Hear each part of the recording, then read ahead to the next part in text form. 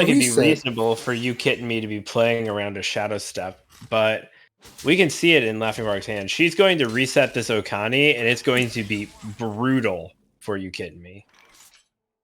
Yeah, I mean, that should definitely be the play. Because if not, you're seeing the flipper friends into composting and a reset of the hand, right? Right. But we don't see it. Nope, Yes, no, it's happening. Okay. I was about to say.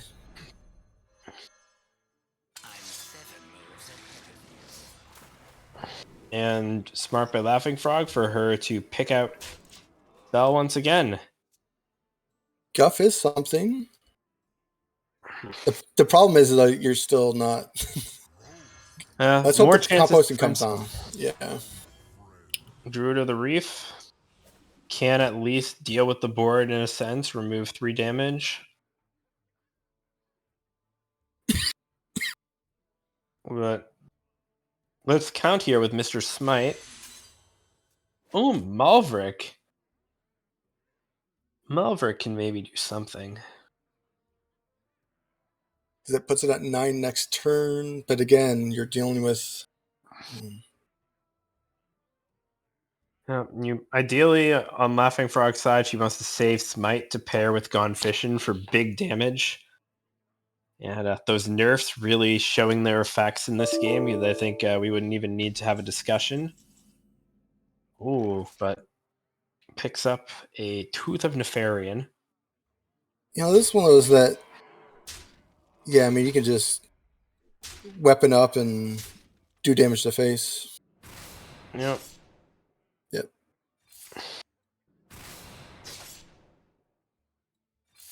And not much of a way out for you, Kit, and me anymore.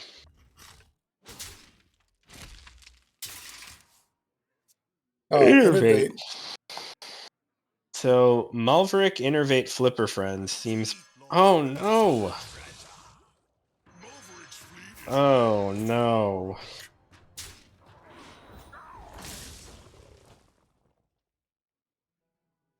And I think that ordering is just not quite right.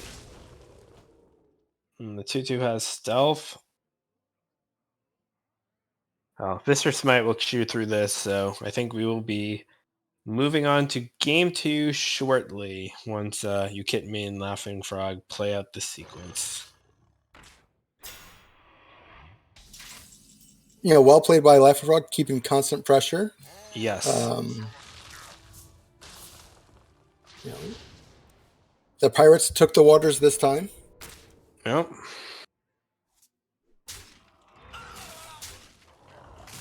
Yeah. Boats have done it. The true kings of the sea.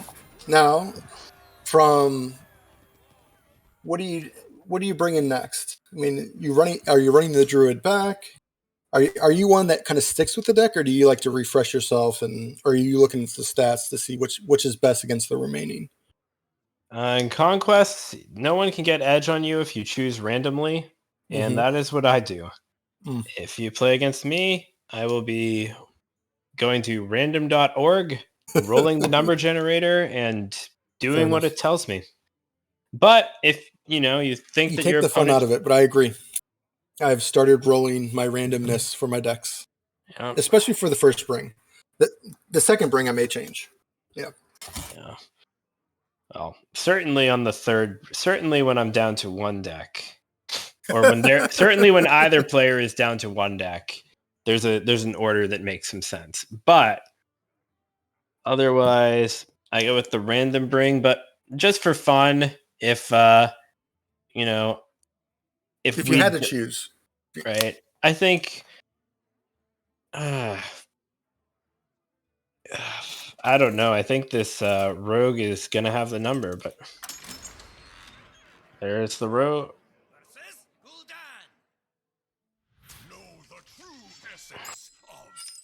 Rogue for Kit and me. And then shamans, we see the Murloc shaman for Laughing Frog. Yes, it's not a hero, so we have to. Right. And if you're Laughing Frog, she's got to be pretty happy with double Clownfish in the opening hand. Oh boy, that is a start. Yeah, they could be changed by, this does look like it's the Thief Jackpot version, I think. Yes, we saw the Swift Yep, Scale we saw Trickster. the So, Swift. Yep. yep, and this is Mm. this is going to get very out of hand very quickly for you Kit and me, unless there is a Knoll in the very near future. Reconnaissance instead of hero power. Bit aggressive. Yeah, just really going for it, trying to get anything and just to challenge the board, which is understandable, and got it's a good choice. I mean, it's one of the better early drops.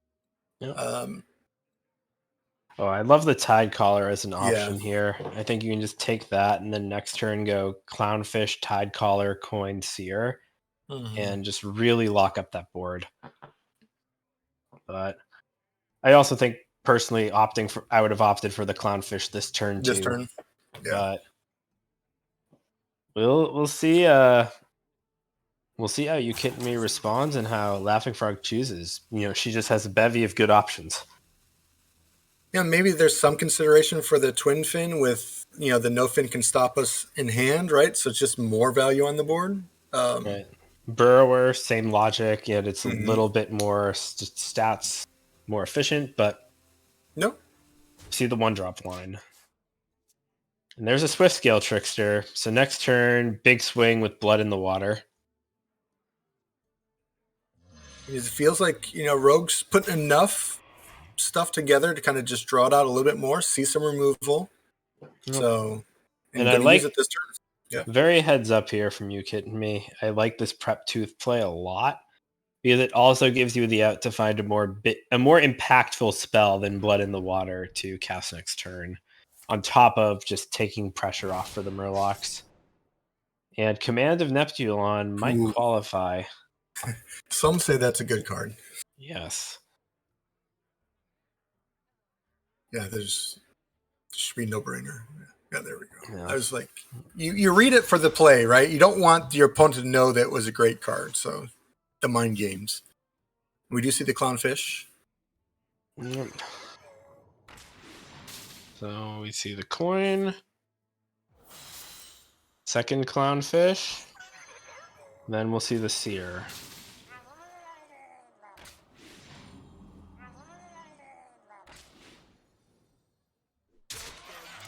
And just like that, the Murlocs are on the board.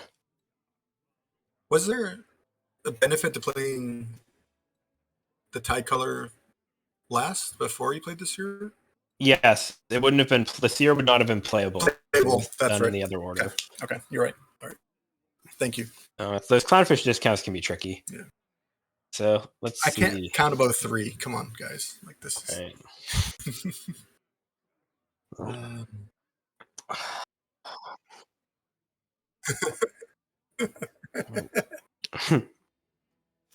So we definitely, I mean, is it Command of Neptune here? Yeah, you're going to be down to just 4 mana next turn, but you can still prep into Blood in the Water if you have no other play.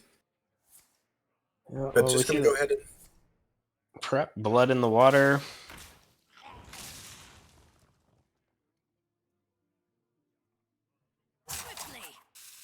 So I think here you Kit and me probably ought to have prioritized the high health just to avoid this humongous punish from Nothing Can Stop Us. Because now those commanders do not remove a minion each, and those clownfish are pretty threatening. Plus, there's Overload too. Could use the Swift Scale to play the Knoll as well. But even then, it doesn't remove more damage. It builds more board, but very costly. No, we are getting at least 2 minions here. Well, you get one remove, but now it's Gorlock time, and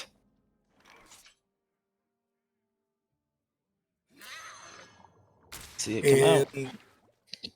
Tide Loss, great. Lushwater, okay. Amalgam, decent. I mean, Right, and in it goes. See some draw. Yep, that's a good one. And it's going to clear the board, give him at least some onboard presence. So Yes. he has initiative, but Laughing Frog has a lot of answers. Yes, she does. And see Gorlock to draw some more, and that's a Flurgle and a Lushwater Scout. So next turn is not going to be pretty for you kidding me without some sort of high roll. Yeah, we definitely need to start seeing some jackpot shenanigans at this point.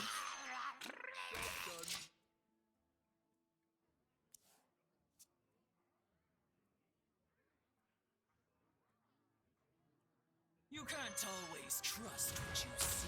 All right. Use Wicked Snap to remove, right? Like you're not saving it for any lethals. Like you, I or you just don't trade in think the it 4/3. actually. I Yeah, would trade in the 3-1. I don't think Wicked Stab yeah. actually accomplishes much here, which is unfortunate. Sadly, that is exactly right. Yeah. But this turn is going to be absolutely huge for Laughing Frog. Ooh. I'm a really big fan here of Lushwater Scout into the 4-drop. Mm-hmm. Or just into a 3 and a 2. The War Leader is also pretty nice. Well, just saving the War Leaders even for the next turn when everything can swing is just a Right. damage ramp, right? So, But you've got 2, and you can take this Tide Caller here and go with the Mercenary or Finley Mercenary. yeah. Take a Fire Blast or Pew Shapeshift. pews. Both Yeah. seem reasonable here. I think Shapeshift's probably a little better, but it's not important. We'll see Fire Blast.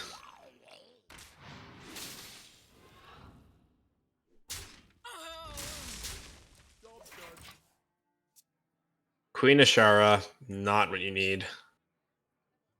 It just ends, you think at this point you're just going to play it on the board just for a body, right? I don't think you're ever going to have a time to cast 3 spells.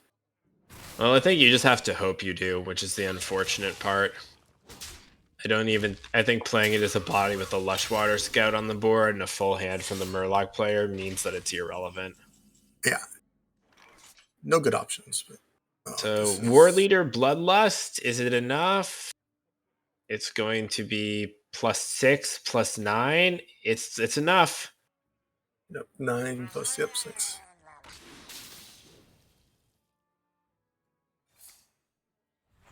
Hmm. Laughing Frog is running away with it. Yep, she is off to the races.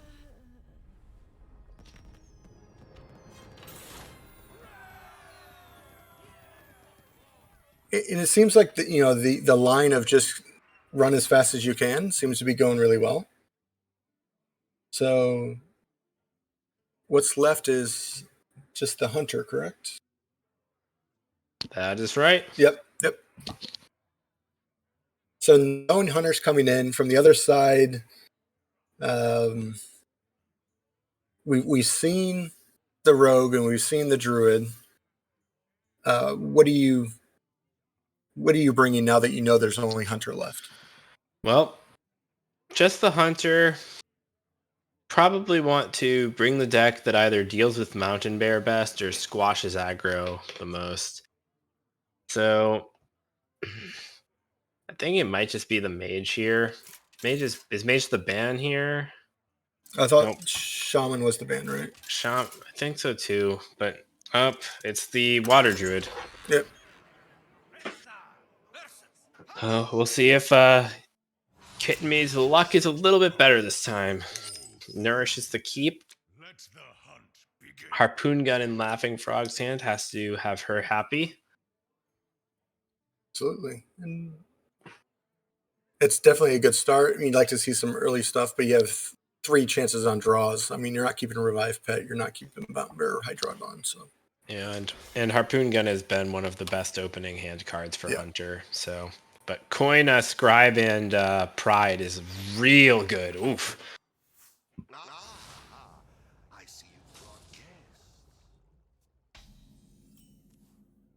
Selective Raider's not bad. Well, 3-2, 2-3-3s, and then a harpoon gun on curve is a very, very strong way to get the game going. Yeah. We do see the 3-2. And let's see if there's Moonlight Guidance is not. The danger here is like, I guess the whole plan was just try to run faster than your opponent. All right. And you maybe grab a matriarch, but Yeah. And on turn 5, Crush in hand's not the best. I don't know how far we have to think ahead. Turn 5 seems a little bit hard to fathom with this start, but Starfish is a good answer. Being optimistic. I'm being optimistic. Yeah, Starfish is good, but I mean, it's good, but is it good enough, right? So it only drops 1 off both. It's still pushing a lot of damage, and there's not really a good follow-up the turn after, right? Oh no, but it's about as good as you can hope for. Mulverick the next turn would be an incredible top deck. Yep. Starfish also threatens to trade with everything, and it makes the harpoon gun a little bit awkward. So, I mean, I think this was Ukitami's only draw that could turn this around, and he found it. So, I think maybe we can start looking at turn 5 again. Yeah, and what I don't know is if this deck runs Innervate or not. So that could be something that could help out with the ramp a little bit. We do see the other harpoon gun, which is always scary, but typically 1 is enough.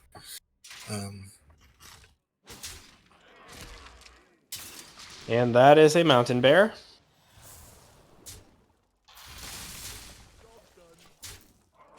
And there's the Mulverick too. Ridiculous. You called it though. Yeah, the caster vision. Yep. Harpoon gun at least takes care of it, but it does turn it. It slowed it down enough, right? Like it was one of those things that was that enough to turn the tides. I'm gonna go with yes for the moment, just because this Flipper Friends is potentially so good. Nourish is there. Can jerry rig Carpenter to follow it up. And it gives you the scales next turn if you need to, right? So it gives nice board clears. Yes. You also have Flipper Friends composting as an option. And when this, siege or whatever, what we want to call it, gets going, it is pretty hard to stop. I mean, it's pretty snowbally. Yeah, can just draw the whole deck and keep doing it. Saber on top is not bad. See if we have a selective breeder to try to grab the 1-mana Saber, but doesn't look like that's happening. Probably saving it for next turn. Ooh, see a spammy? Interesting. Not going to be useful right now. I think the double trade scales seems very reasonable. Yeah. And keeping the Flipper Friends for later. Yes.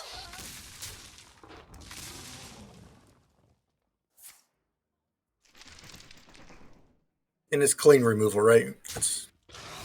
Yeah. Yep. Leaves nothing 2 wasted. Leaves 2 up 2. Mm-hmm. A little awkward for Laughing Frog that she cannot actually get rid of her own Saber.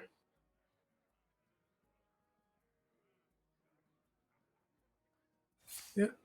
Go ahead and revive another Mountain Bear. Surprise, surprise.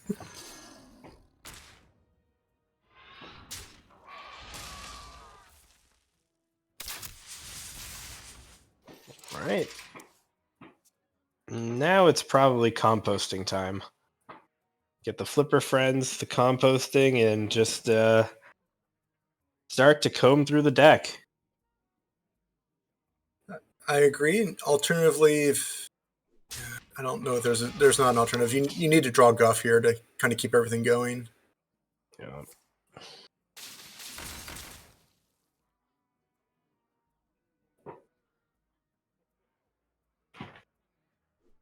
No composting. Afraid to overdraw. The overdraw is the issue. Yeah. Yeah, I don't think that's a real concern. Plus, you have cards you can play. So I think that could end up costing you kidding me. But we'll see. We'll see. Maybe there's a guff in there that made this very committal. But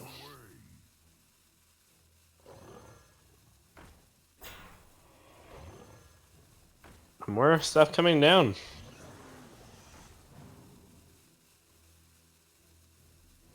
Ugh. Those aren't the greatest, but Piranhas are okay. Yeah.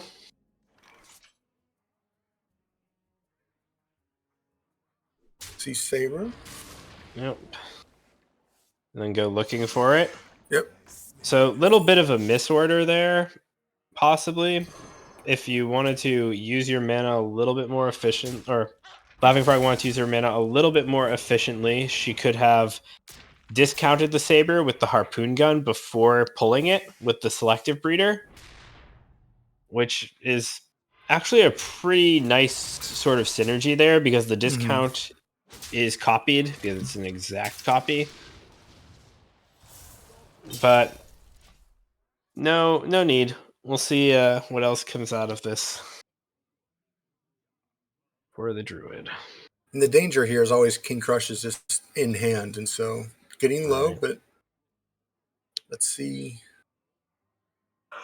Man, no guff early is really hurting this because it just makes everything very limited on gameplay, and Yeah.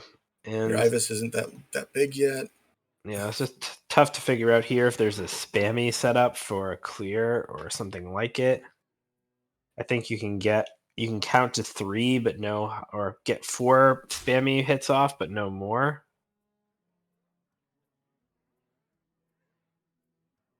So we'll see the 4-hit route.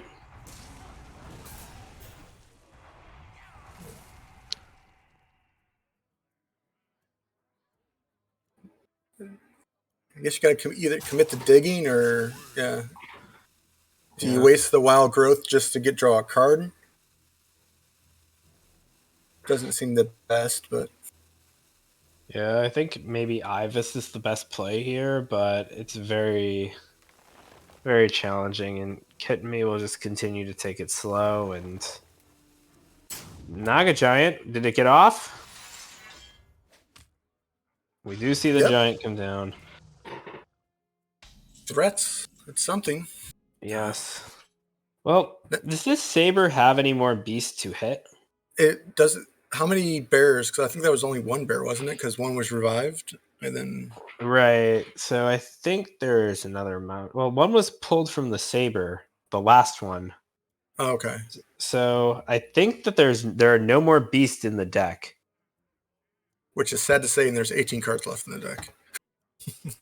Yeah.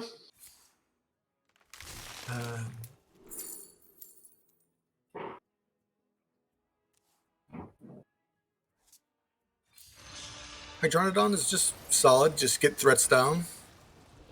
Yeah. Remove some Can stuff. maybe clear off the 8/8 or just this.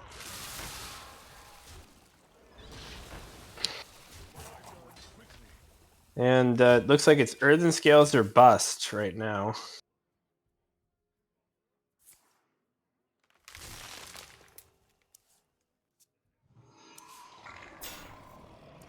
Still a chance. Still a chance. Dredge it up. I think it's bust anyways, but let's see.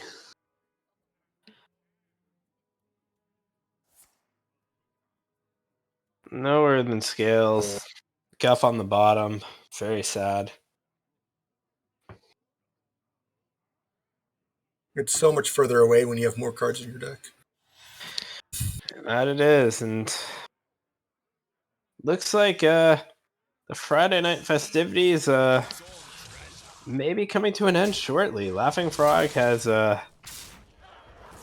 asserted her dominance here, and looks like there's lethal coming back the other way. With the doggy biscuits. Not that you need them, but No.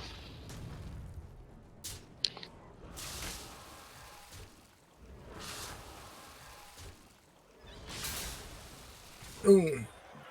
Boom. There you go.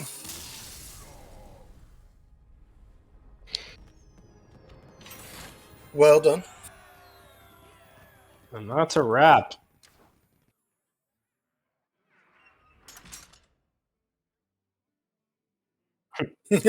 Makes it easy. But well played on both sides. I mean, that's a tough match. And talking prior to the match, we did talk about that ultra aggressive line, right? Trying to run underneath. Yeah, that's what we end up seeing.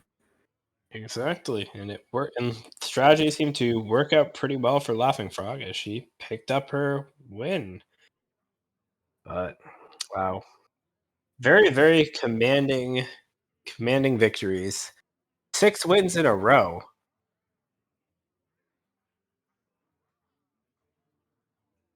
Well, that is unfortunate. We would love to have had her on, but thank you both to Laughing Frog and You Kitten Me for playing tonight. We love to have players on stream, and it's a blast casting.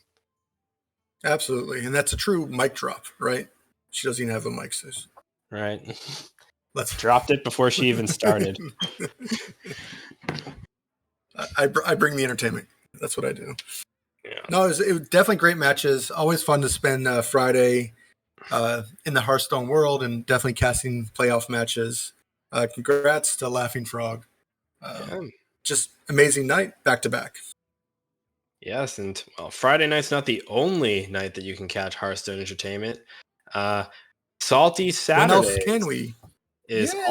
That's right. Tomorrow on Salty Saturdays, we're gonna have some more matches for you at 7 p.m. and 9 p.m. Eastern time. So for some more THL playoffs, be sure to tune in then.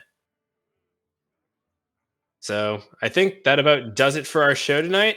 Thank you to all the viewers who watched and were bearing with the technical difficulties. I know it was a little bit tough, but we appreciate you sticking it out and hanging out with us and watching some Hearthstone.